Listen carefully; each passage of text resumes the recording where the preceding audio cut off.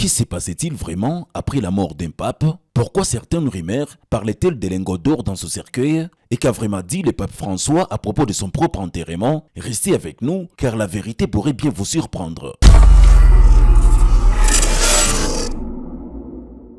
Quand un pape meurt, le monde catholique entre dans une période très codifiée appelée sede vacante ou les sièges vides. Le Camerlingue, une figure clé, devient le gardien temporaire du Vatican. Il confirme la mort, scelle les appartements papaux et convoque les cardinaux pour un nouveau conclave. Le pape est placé dans 3 cercueils successifs.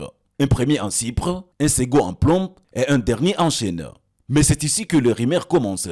Certains disent qu'on place des lingots d'or dans son cercueil. Mythe ou réalité, à découvrir. Quand le pape est mort, il y a plusieurs cérémonies religieuses, il y a plusieurs rites, traditions religieuses qui se passent. Notamment, il y a d'abord l'annonce officielle du décès du pape. Il y a un seul individu, une seule personne, un seul cardinal qui doit le déclarer officiellement. On l'appelle le cardinal Camerlingue.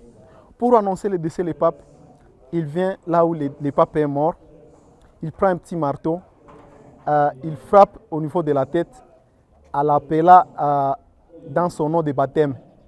Comme le pape aujourd'hui, il s'appelait François, nécessairement le cardinal Camerlingue a dit frapper sur le front du pape 3 fois en l'appelant François, François, François. Et du coup, quand il a constaté que le pape n'a pas répondu, là, directement, il doit nécessairement annoncer la mort du pape officiellement. Cardinaux, les 135 cardinaux là, qui entourent le pape, et puis du coup, le cardinal Camerlingue va informer au monde entier, à tous les chrétiens du monde, que le pape est décédé. Là, on observe un deuil national. Mais pour nous, les catholiques, ça ne sera pas un deuil national, mais ça sera un deuil liturgique. Et c'est le cardinal Camerlingue qui va occuper temporairement la place du Saint-Père. Mais il est limité parce qu'il ne peut pas vraiment aller au-delà de son pouvoir. Donc son pouvoir est tellement limité. Et quand le pape est mort, il faut qu'on fasse un appel à tous les cardinaux du monde entier. Il y a 135 cardinaux qui sont censés élire le nouveau pape. C'est ce qu'on appelle les cardinaux électeurs du pape. Cette période-là de conclave va durer de 15 à 20 jours d'habitude. Quand les cardinaux sont en conclave, les 135 cardinaux qui sont en conclave, pour qu'ils élisent les vrais papes, les nouveaux papes, pardon, il faut que 2/3 du quorum, donc les 2/3 de 135 papes, puissent élire un seul nom. Et puis du coup, quand il y a élection, quand il y aura maintenant le nouveau pape dans le conclave, qui est secret vraiment, et c'est le cardinal Camerlingue qui bloque la porte de ces conclaves-là. Et le conclave en question, ça se passe au niveau de la chapelle Sixtine. C'est là où on vote les papes. Donc là, c'est une chapelle qui est tellement sécurisée par la sécurité suisse. Maintenant, à l'enterrement du pape, qu'est-ce qui se passe?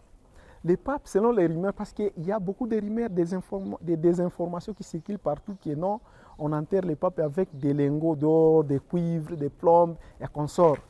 Ce ne sont que des rumeurs.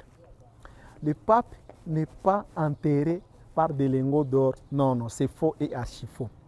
Par contre, le pape est enterré comme un simple citoyen. Surtout s'il a souhaité qu'il soit enterré comme un simple citoyen, on l'enterre comme un simple citoyen. C'est le cas par exemple du pape François, qui lui a demandé d'être enterré comme un simple chrétien. Premièrement, il sera enterré dans le cercueil de Chypre, comme tout le monde le sait. C'est un symbole d'humilité. Les objets dont le pape est enterré avec, c'est quoi? Premièrement, il y a les insignes papaux. Et dans les insignes papaux, il y a l'anneau du pécheur qu'on détruit. Avant, parce que le pape n'est pas enterré par son anneau. Si vous voyez bien, le pape possède quelque chose comme ça, comme un anneau du pécheur. C'est ce qu'on appelle anneau du pécheur. On ne peut pas enterrer le pape avec ça, parce que nous sommes dans le monde, il y a beaucoup de stratèges.